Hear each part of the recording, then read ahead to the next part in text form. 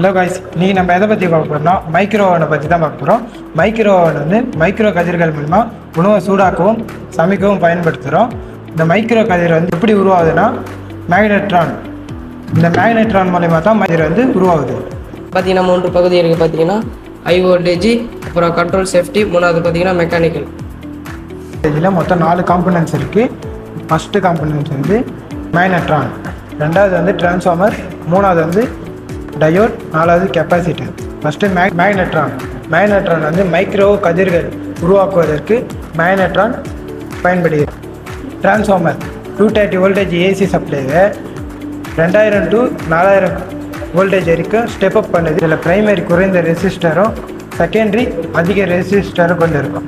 Diode high voltage diode வந்து AC சப்ளைவை DC சப்ளைவாக மாற்றுது. இதில் வந்து சிங்கிள் டைரெக்ஷன் கனெக்ட் ஆச்சுன்னா டயோடு வந்து நல்ல கண்டிஷனில் இருக்குது. 2 டைரெக்ஷனில் சப்ளை வந்து கண்டக்ட் பண்ணிச்சுன்னா டயோடு ஃபால்ட்டாக இருக்குது.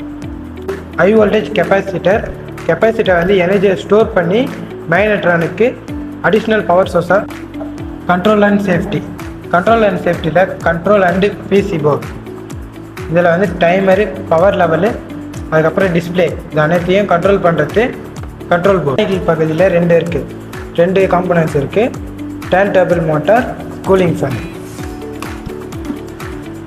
டர்ன் டேபிள் மோட்டார் இந்த கண்ணாடி பிளேட்டை சமமான முறையில் சோலை வைக்கிறதுக்கும் உணவை வந்து சமமாக ஹீட் பண்ணுறதுக்கும் யூஸ் பண்ணுறோம்.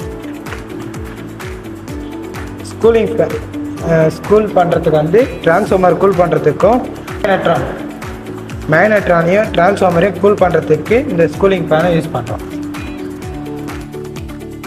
இந்த வீடியோவில் மைக்ரோ ஓவனில் இருக்கிற காம்பனண்ட்ஸை பற்றி, அது என்ன ஃபங்க்ஷன் ஆகுது, இதை பற்றி கொஞ்சம் பேசிக்காக எக்ஸ்பிளைன் பண்ணியிருக்கோம். நெக்ஸ்ட் வீடியோவில் அந்த காம்பனண்ட்ஸை எப்படி டேஸ்ட் பண்ண முடியுமோ அதை வந்து நெக்ஸ்ட் வீடியோவில் பார்க்கலாம். தேங்க்யூ.